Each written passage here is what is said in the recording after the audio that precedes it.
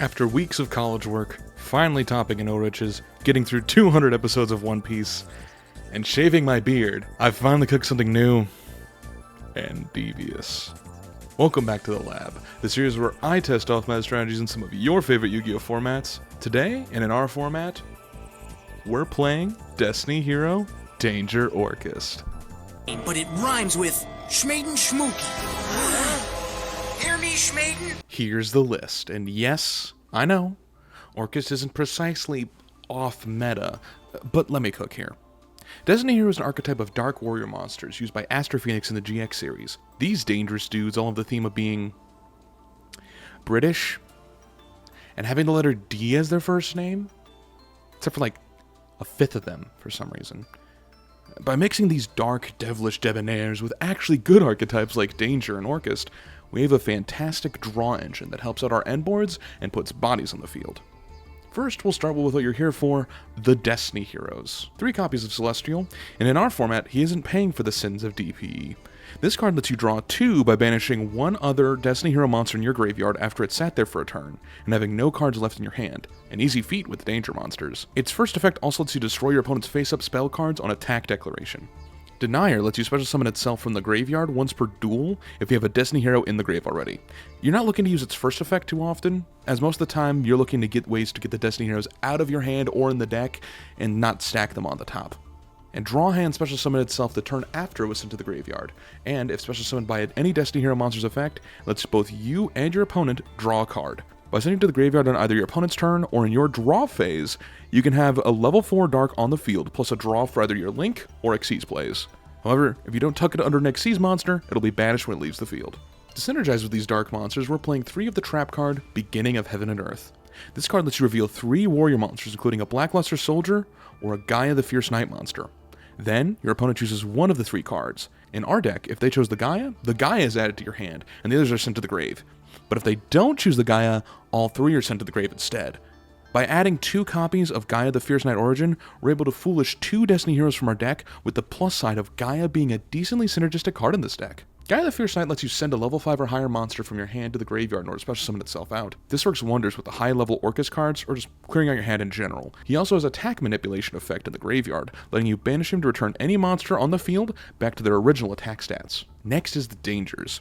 These critters are based on cryptid myths across the world, but primarily in North and Central America. These cards have a non-once per turn effect to discard a random card in your hand to the graveyard. If you discard a different card, however, they special summon themselves and draw a card in their place. If, however, you did discard the Danger you activated, they all have different effects, which are hard once per turns. Chupacabra, when discarded, lets you special summon a Danger from the graveyard. Mothman, when discarded, lets both players draw a card and discard a card from their hands. Dogman causes your opponent's monster to lose 1,000 attack. Thunderbird lets you target and destroy a set card your opponent controls. And Ogopogo lets you send a Danger card from your deck to the graveyard. To synergize with Ogopogo's discard effect, we're playing 1 copy of Danger Response Team. This card lets you target a Danger you control and another monster in the field and add them both back to hand. And its graveyard effect lets you discard a Danger and shuffle back Response Team to draw another card, letting you choose which Danger effect to activate and cycle back whatever you discarded. Finally, the ORCUSTs. These all dark lock you, which is why we're so focused on dark monsters for the rest of the build. 3 copies of Harp Horror. His effect is simple. You can banish him from the grave to special summon another ORCUST monster other than himself. Your 2 targets for this are Nightmare and Symbol Skeleton. Nightmare banishes itself from the graveyard to send a dark machine from your deck to the graveyard in order to boost the attack of another monster on the field by that card's level. The monster you usually want to send to this is World Legacy World Wand. This card is an ORCUST card in everything but the name. You can banish him from the grave to target a banished ORCUST and special summon it to your field. The one of Symbol Skeleton can banish himself to target an ORCUST in the graveyard and special summon it. So we have a decent loop with Harp, Nightmare, World Wand, and this card. But why? Well, to answer that, we have to take a short trip to the extra deck. ORCUST only has 1 extra deck card, but it's a doozy. ORCUSTRION is a Link 4 3k attack monster, requires 2+ effect monsters and an ORCUST monster. While linked, he can't be destroyed by battle or card effects, and can shuffle back into the deck 3 of your banished machine monsters to negate all your opponent's link cards and make their attacks become 0. We're running 2 of this guy, because we're able to often enough get enough cards on the field to link an ORCUSTRION with an ORCUSTRION, plus special summoning the one sent to the grave back with Symbol. Whew, what an end board. We're also on a small cycle engine with 3 copies of Subterra Succession and 3 copies of Shaddoll Beast. Subterranean Succession lets you send a monster from your hand or face-up field to the graveyard and add a flip monster with the same attribute. And its second effect lets you send a flip monster from the same conditions to the graveyard to add a monster with an attribute of the same type and a level lower than that card. Meaning that with Shaddoll Beast, a level 5 flip monster, you're not only able to get any level 4 monster in your deck that's a dark, you're also able to draw one based on it being sent to the graveyard for Succession's effect. It's crazy. For the extra cards, we're also running 3 Tier Limits Heartbeat and 3 Paleozoic Dynamicius. Both these cards discard for effect and either spin back a spell trap to the deck or banish a face-up card on the field. For the extra, we're mostly dark locked because of the ORCUST cards. 1 Evil Swarm Nightmare, 1 number 82 Heartland Draco for Draglubion, 1 number 70 Malevolent Sin, 1 Exosister Asaphil in case we're not dark locked, 1 Dark Arm the Dragon of Annihilation, 2 copies of Draglubion, 1 Heart Earth Dragon, 1 Code Talker, 1 Double Bite Dragon, 2 copies of Codebreaker Virus Swordsman, 1 Triple Burst Dragon, and 2 copies of ORCUST. So with all that being said, let's get into the duels and deliver some destiny. But first, if you like this video, please be sure to leave a like and subscribe if you want to see more NR format content. Are there any other NR format decks I should try? Let me know in the comments below.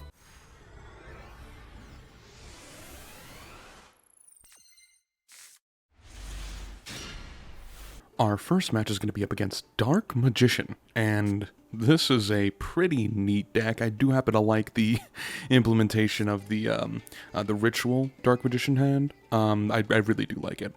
We are going first. We've drawn a decent opener.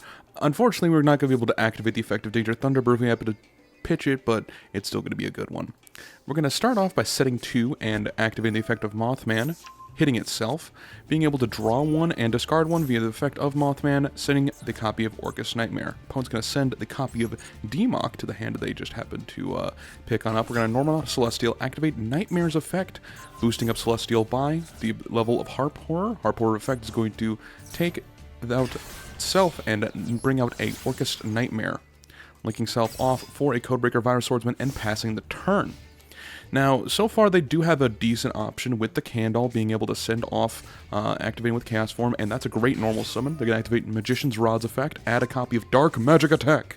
They're going to activate Incantation Candle, revealing the Chaos Form, bring out Talismandra, and Talismandra is going to add a Magician of Chaos. They're going to activate the copy of Chaos Form, and we have to go ahead and play really quick here before Magician of Chaos's effect pops out to not only be treated as Dark Magician, to turn on Dark Magic Attack, but also because they get to pop one anyway.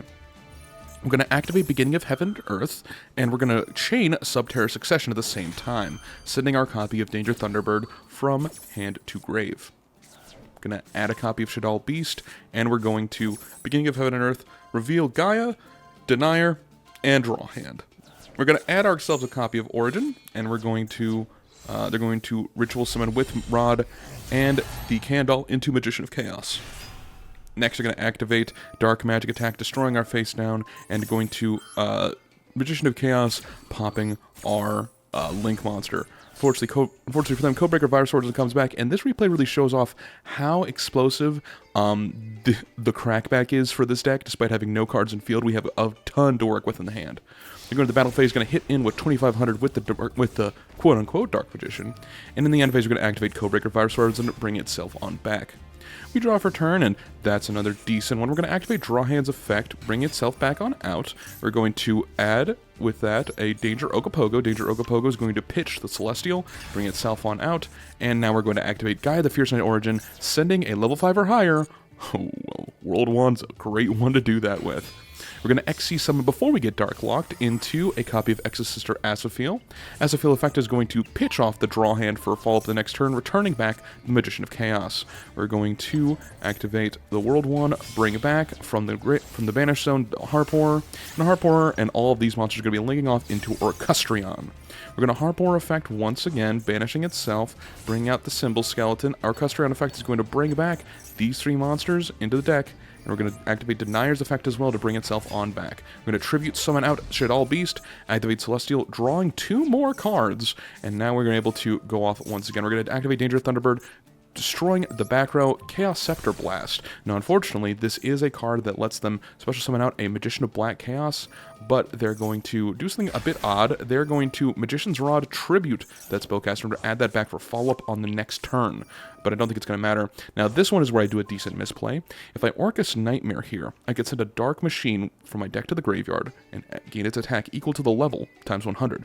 I end up sending out Harp Horror for follow-up later for the next turn, but if I happen to send instead the World Wand, I would have had lethal here. So a big misplay on my part, but it still won't end up mattering here. We go to the battle phase, hit in for 12, 21, 22, and 34, leaving our opponent at 300 life points. We're going to link all of these off, including the Orcustrion, into another Orcustrion. And then we're going to activate Symbol Skeleton, bring out the second Orcustrion, and having them point to each other, making it so they are both linked and cannot be destroyed by battle or card effects. Both of these 3K monsters are going to be big problems for our opponent. We're going to activate Draw Hand and not give them a draw. We're just going to go and put that in defense position. They're going to normal summon out Magician's Rod, bring out the Eternal Soul, activating a copy of Incantation Thanatosis, activating Chaos Form, tributing one Magician of Chaos for another, and then from there they're going to activate Incantation Thanatosis, popping the Draw Hand, unable to hit any of the pop either of the other monsters, go into the battle phase, and self-TK for game.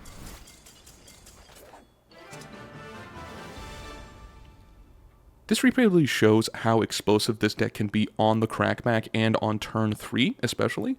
Being able to bring out a ton of monsters and have a ton of advantage within the graveyard, especially summon themselves back on out, having more pitches, have more draws, have a ton of interaction. This deck is very explosive if you can get the ball rolling.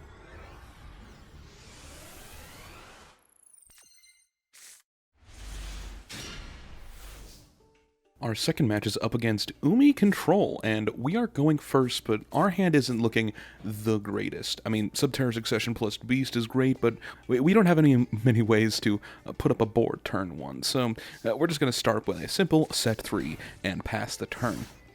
Our opponent draws for turn. They're going to normal summon out a copy of Electric Jellyfish and activate its effect to special summon a water monster from their hand, setting a Legendary Ocean, bring out an Infernal Queen Salmon.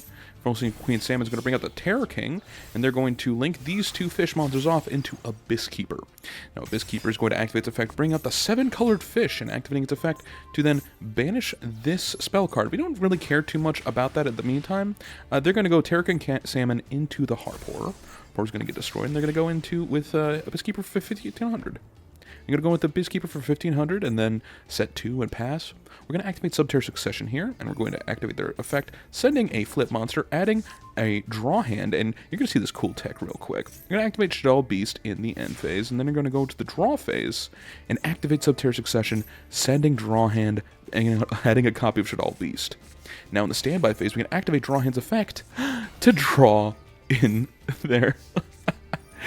It's crazy how this lets you do it during the draw phase. You can just special summon it during that turn. They do happen to get a crazy one with Kashtira Ogre, but I think we'll be fine. I'm going to activate a copy of Danger Thunderbird, activating its effect, and ooh, a pitch for itself, not great, but at least you get to pop something in the back row. Uh-oh. Boom. Okay, yeah, well, I kind of figured on that. We should have set this beginning of Heaven and Earth before we decided to do that, but honestly, now that we've gotten the Thunderbird in the graveyard, I think it's time for the Choop to make its debut. We're going to activate Chupacabra, and oh, it also hits itself, but I got a plan for that. Don't worry. Don't you worry, guys.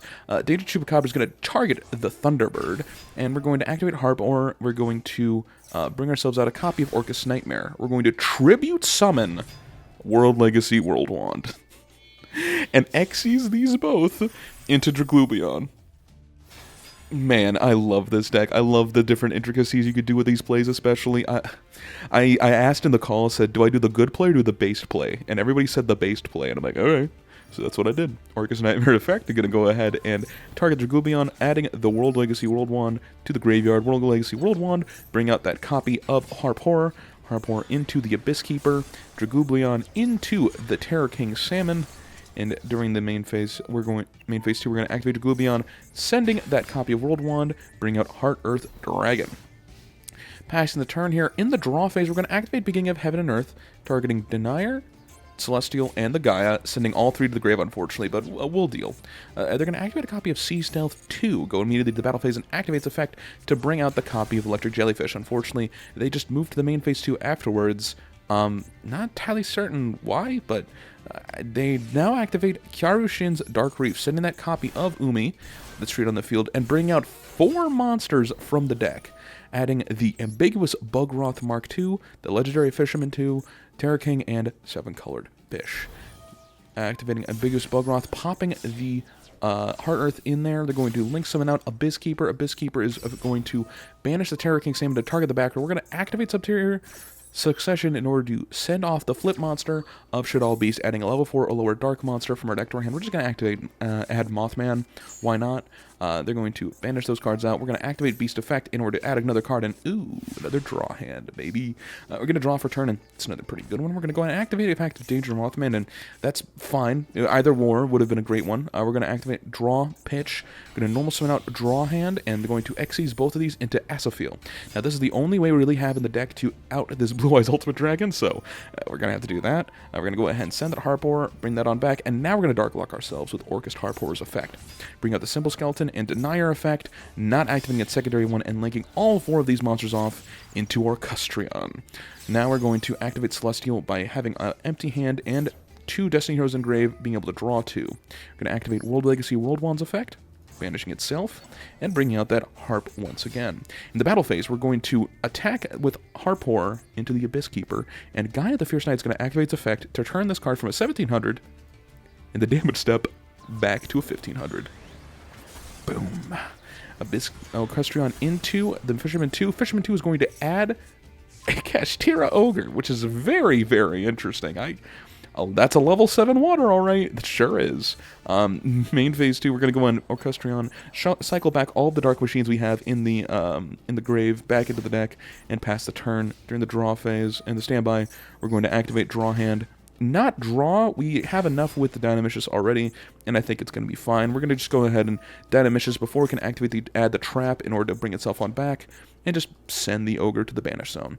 They're going to normal sound a copy of Warrior of Atlantis, hitting the Harpor, and setting 1 and passing. From here, it's just going to be a quick hop, skip, and a jump to lethal. Going to Draw Hand effect, going to add both cards. Ooh, pretty good. We're going to go and Xyz these 2 into a copy of Malevolent Sin. Now, this is a weird way we're going to go to lethal. Malevolent Sin is going to banish the Warrior of Atlantis. We're going to activate Tearlamit's Heartbeat, sending off the Danger Okapogo. We're going to Harpor, and then bring out a copy of Orcust Nightmare, because we already have the the ORCUST Symbol Skeleton is already in the graveyard, so we cannot bring that card out. We're going to link these 2 off into Codebreaker Virus Swordsman, and then we're going to find lethal via getting ORCUST Nightmare, adding a 800 to World Wand, and right now we happen to have 6100 to the 6200 life points, so we're going to need to find one way to lethal, and that way is through Harpor. Going to the battle phase, hitting in Harpor, Codebreaker, Virus Swordsman, and Orcustrion for game.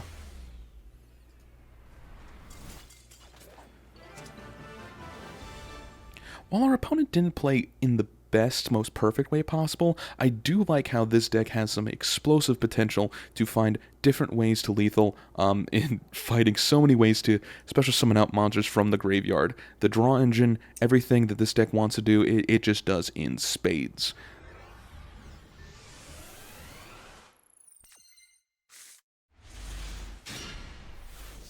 Our third match is up against Infernoid Labyrinth, and man, this hand's not the greatest, but it does have the 2 traps that centralize the entire deck, so here's hoping that it works out well. Our opponent is currently on... Ooh, Chain Disappearance is actually very, very troubling for our deck to deal with, but we'll make do. We're going to go first. We're going to set 3 and pass the turn, almost as always. Our opponent's going to go ahead and bring out a Infernoid Primeus by banishing a copy of Petrula, and they're going to shuffle back the face-down card. We're going to activate Beginning of Heaven and Earth after they set 3. We're going to reveal Gaia, Celestial, and Draw Hand, sending all 3 to the grave. We're going to activate Subterror Succession, setting our copy of Dogman, adding a copy of Beast. Now it's going to be our turn. We're going to draw for turn. We're going to activate Draw Hand. We're going to Draw Hand effect, draw 1. We're going to Subterror Succession, send Beast, add a Harpor from deck to hand. And then we're going to activate Beast effect, targeting the, adding ourselves a copy of Choop. I'm going to set this the next copy of Beginning of Heaven and Earth, and then I'm going to activate the effect of Daedra Chupacabra, sending ORCUST Harp Horror, bring it out. We're going to XC summon with these 2 monsters into Asophiel. Asophiel effect is going to target the face down card back to the hand. We're going to activate effect of Mothman, sending Ogopogo. Ogopogo is going to draw. We unfortunately do draw the 1 of response team, which is not what you want to see, but we'll deal. We're going to send a Dogman in this case. We're going to response team now, activating Infernoid Primus' effect in chain response, trying to return both these cards back to the hand. Unfortunately, our opponent is able to banish a card we control in the graveyard by tributing itself, and they're going to target a copy of Celestial, odd enough. Now, initially I'm thinking, well, alright, that's fine, I can deal with that, that's for follow-up for next turn, but we might have a good chance to push for game here unless that trap is very impactful. Turns out it very much is.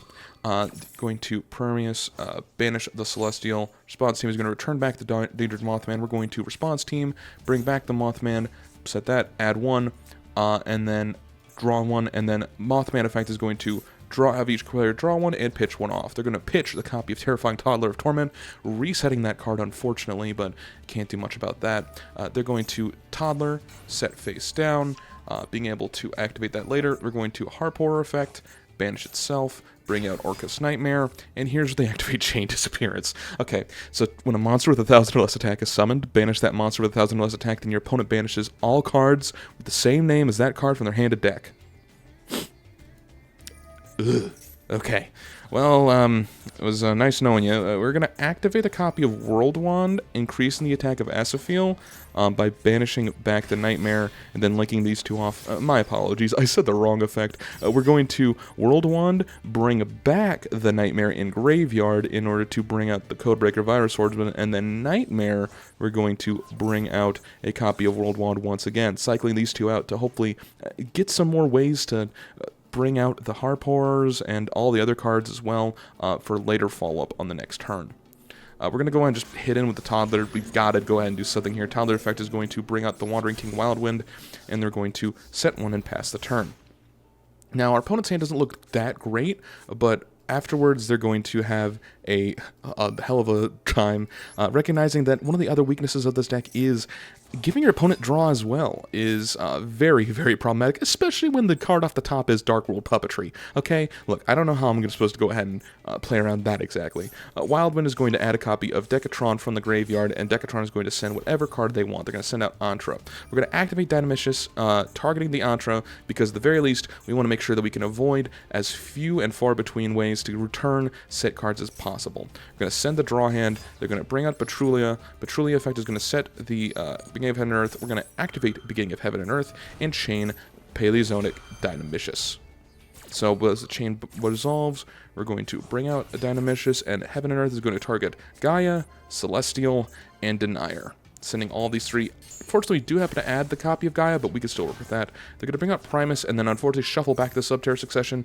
I wish I could have been able to go ahead and send a Dark Monster, add the Shadal Beast. Unfortunately, that's not going to be the case. It's going to be either that or return back the Virus Swordsman instead, because this card will be sent to be banished instead of sent to the graveyard. Now they're going to activate Puppetry. So that's all of my plays that I could have done in the future, other than draw hands, special summon later. So that sucks. They're going to bring out Fiendish Rhino Warrior's effect, bring out the Diabolica. Diabolica is going to target the Fiendish Rhino Warrior, add that back to the hand, set 2, and pass the turn. Both these cards can't attack due to them activating their effects, and I'm currently worried that because both these are Fiends, I'm worried about going into the attacking with them right now. And the Paleozoic Dynamicious makes it somewhat reasonable for me to not do that, but it's hard to say. We're going to activate Draw Hand. They're going to activate Permeus, sorry. I don't know how to say these Infernoid names. They're going to banish the draw hand from coming back in the first place to even be able to draw, and we're just going to set 1 and pass. We're hoping to go ahead and Dynamicious later, maybe, I guess. Another Puppetry is insane, but they're not even going to need it. They're going to activate Petrulia, targeting the crap. We're going to activate Dynamicious now, targeting the Petrulia, being able to pitch off the guy, the Fierce Knight, for later.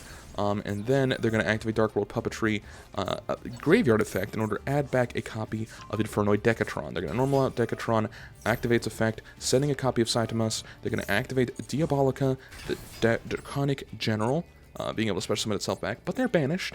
They're able to go ahead and activate their effect if they want, but they're not going to do that. They're just going to go ahead and rank these two into a copy of Draglubion, and they're going to activate Draglubion's effect after the battle phase of hitting the draw hand.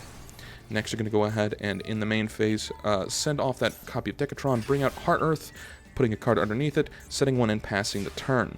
We draw for turn, and that's draw hand in hand. We're going to normal summon out draw hand, and this is going to be an interesting one. So, because of Heart Earth's effect, we cannot, if we have no way to out it right now, we have to do something in order to ensure that this card maybe comes back on the turn afterward. So we're going to draw hand, hit into the Draglubion in order to get the special summon off the next turn and turning the Paleozoic Dionysius sideways. We draw for turn, then stand by. We're going to activate draw hand, and we need to find something. So unfortunately, we're going to have to give up another card in order to draw another. They're going to link off with the copy of Phoenix Rhino Warrior and the Hard Earth into Pit Knight early. Phoenix Rhino Warrior is going to send a copy of Stovey Torby, and they're going to banish 2 in order to bring up the Saitamas. Saitamas hit over Dino, hitting over Draw Hand, Dino, and Saitamas is going to activate its effect to banish the Codebreaker Virus Swordsman instead. We've only got 2 cards left in heck. We're going to activate Chupacabra, pitch itself, bring out, I guess, I don't know, the Ogopogo, Mothman effect. We're going to force people to pitch both.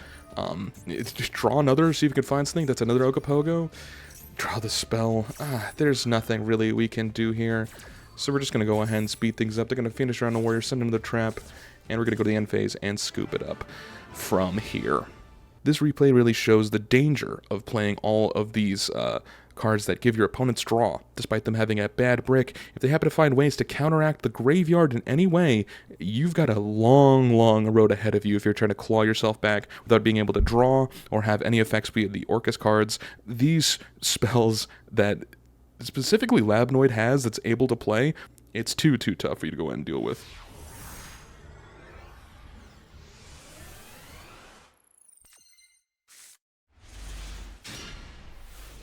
Our final match is up against Cardian.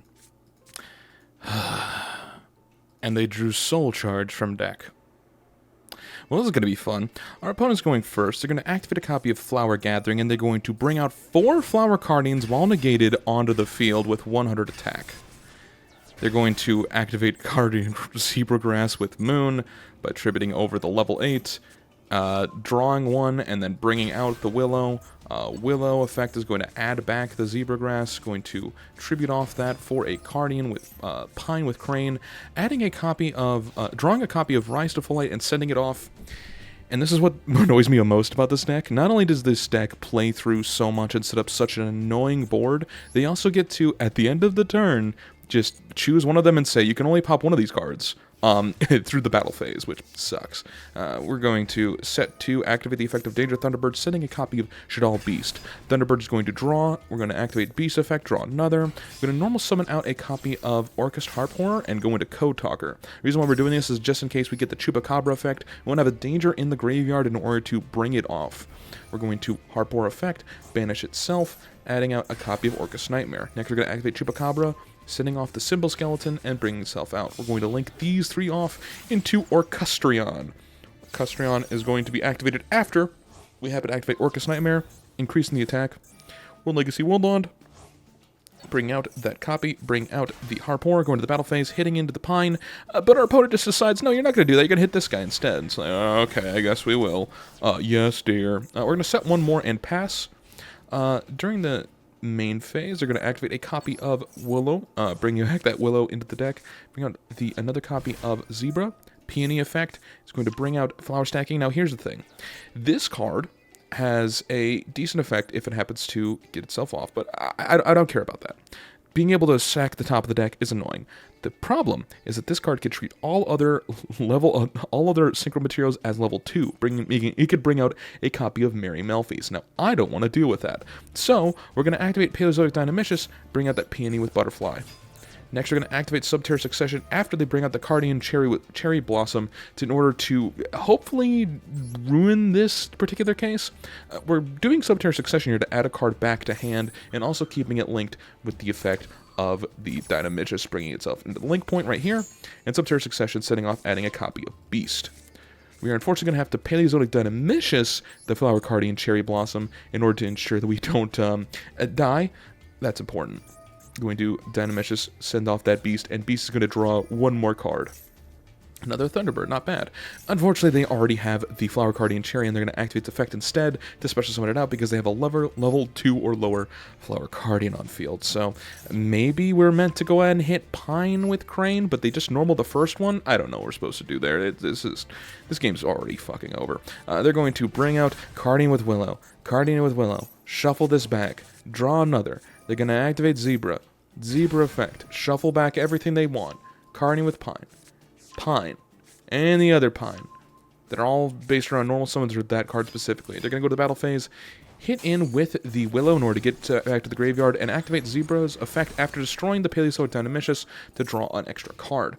Main phase 2, they've activated Cherry Blossom, and Cherry Blossom with Curtain, I think? I hate these. I hate the names of these things, man. Yeah, they've activated Cherry Blossom so many times. It's just annoying. They're going to tribute one. Now they drew one, and then they just get to add whatever one they want. They add the one copy of Clover with Boar. Now they're going to go ahead and pop with the Spell Trap.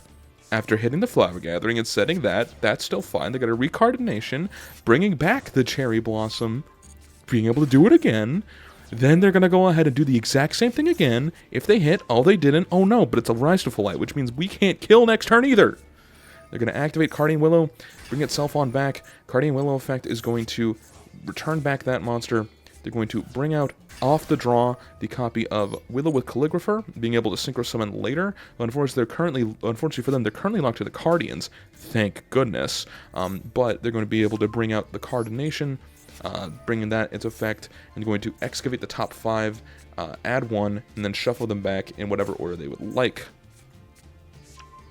And the copy of Flower Stacking, sending all these cards to defense mode, and passing the turn. Now you might think that we might have a chance if we happen to have anything to go with Piercing, but even if we did, we wouldn't be able to get through too much here.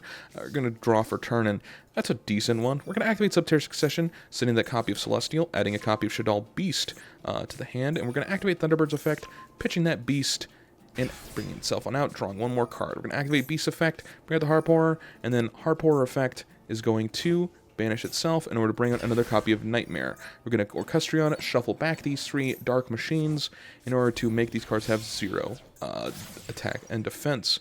Another Orcustrion, we're going to double it up with Skeleton. Skeleton is going to hit off the Orcustrion right here. We're going to Nightmare, going to target one, banishing another, being able to send the World Wand, go to the battle phase, and just going to Rise to Full Light, not hit this one. The reason why we're hitting specifically Willow with Calligrapher is because it's also a tuner that has the exact same effect as the other one, meaning it's able to Synchro, Summon, and bring out a copy of, I believe it is Merry Melfi's, and we're worried about them being able to go into that, and then hitting into and bouncing all these cards and make it so that they can be destroyed by battle and card effects. So, unfortunately, we're going to have to do something here. They're just going to target that. We're going to ignore that, and we have to link these 2 off into Double Bite Dragon in order to ensure that we stay alive. Not fun. 3,900, and even still, it's not going to be enough for this game. They're going to activate Flower Stacking, choosing whatever cards they want to put on top of the deck, and then they're going to go for a effect of Cardian Peony with Butterfly, adding another Maple after the draw, and being able to tribute off the Maple with Deer, being able to cycle back the 3 cards on the top of the deck if they want to keep it, and they're going to activate Subterra Succession right now. They're going to synchro with these 2 into Merry Melfi's in the EMZ. Oh, you can't target Double Bite Dragon, so that's good. Oh, they're just going to cycle back Cardian with Cherry Blossom. I hate that card. Okay, they're going to Flower Stacking, bring back Pine, and then they're going to link this off into Gravity Control. And then I go, oh shit, alright, the game's over. And then they're going to keep playing for another 5 turns. Ravenous Tarantula, Battle Difference, Flower Cardian with Pine. They don't have to go ahead and do this. They have lethal already, but they're going to keep playing. and they're going to keep playing. They're going to Willow, and then they're going to bring these out, and then they're going to draw another, and they're going to cycle back and draw another, and then they're going to go Pain Gainer, and then they're going to link up mix these into Seven Sins, and then they're going to Battle Phase. Bring these all out and just hit in immediately for game. Oh, good lord. That game took so long to deal with, and all of it was due to my opponent having to play through the most optimal lines they can, and drew until they had, I think, like less than 15 cards in deck. They have a full 40 card deck, and they got down to 15 thanks to the Flower Guardian's effects. Man, just because the Destiny Heroes happen to have a draw engine, it doesn't mean it draws as deep as that. So we're back with the deck, and good lord, that last game was brutal. I wish I could draw my whole deck, but I guess that required me to play Solitaire for 40 minutes as well. Well, the pros of this deck. 1. While the danger cards are more luck-based than skilled, there isn't a whole lot you're sad about sending to the grave. Each of your danger's effects, levels, and drawing potential give you a lot of advantage each time you hit the slots. 2. ORCUST is a meta engine already. You're not afraid of dark locking normally, and the engine is tight with some room for flexibility. With an Orcustrion as a fantastic end board, these 4 main deck cards give you plenty of power and a hard-to-out towers. And 3. The Destiny Hero draw engine actually felt very synergistic. Sending 3 with Heaven and Earth, drawing 1 off draw hand, getting a body on field from grave, drawing 2. This engine synergizes with all these cards in a fantastic way. And the cons. 1. Your turn 1 plays can be minimal. Sometimes turn 1 just evolves into, can my opponent kill me turn 2? And if the answer is yes, well, you don't have much to respond with. 2. The sacrifice with all the draw power the Destiny Heroes and Dangers provide is a lack of trap cards. The strongest performing ORCUST variants have trap cards that are willing to discard and send cards from hand to grave for powerful removal. We've only got 1 generic removal and 1 spell trap shuffle. And 3. 50 cards. I mean, you have lists that are much more willing to run a tight 40 card deck and see much more consistent hands. And with a 50 cards, there's always a risk of not opening what you want. While I may be able to cycle, you can't always hit the lottery. My final thoughts for this deck are as follows. This is the most base an ORCUST variant is going to get, and the most playable hero is going to be. Hey, thanks for watching. If you like this video, be sure to leave a like and subscribe for more Yu-Gi-Oh! Related content. Also, thank you to MBT Yu-Gi-Oh! For the formula of this series. His 10-minute testing for the TCG is the kind of content that the Yu-Gi-Oh! Space needs more of, and I hope that my spin for alt formats does it justice. My name is Doc Conrad, Yugioh, and I hope to see you back in the lab.